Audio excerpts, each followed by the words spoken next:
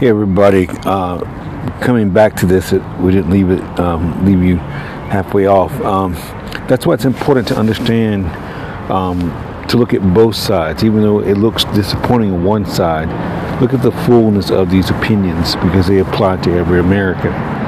And so with this map, there's an opportunity that, as you know, if Democrats decide to go the other way with their states, they net gain 93. They totally do that. That includes the purple of Pennsylvania, Michigan, and also Wisconsin, and North Carolina and Georgia, which the latter two are sort of questionable. But that's why it's really important for us to get out and do our civic duty and vote.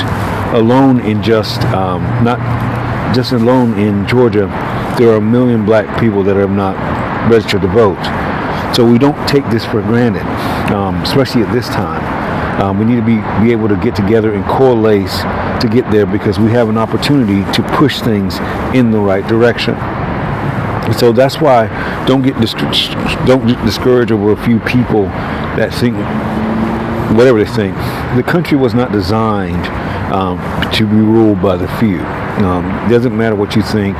The 1%, there's no such thing as the 1%. If you study economics, one of the things that you discover, and there's something called Investopedia.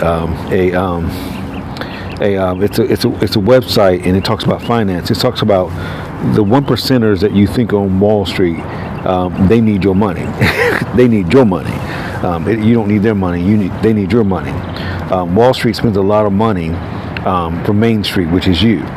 And so it's important not to be waylaid by the narrative of scarcity, because that's what the other side have used for years. It's the scarcity mentality, fear. Fear about crime, which doesn't exist. Fear about immigration, which doesn't exist. Fear about all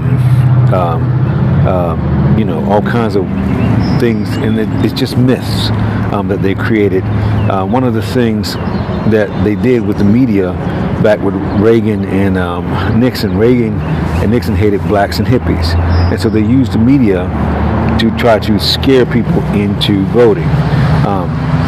And so that's one of the things you can't be waylaid. You got to make informed decisions based on people's platforms. Do they share your values and they share your interests? And this is why we get out to vote, because we have an opportunity to change things and not to be discouraged. So let's get out and do our duties. Let's all work together.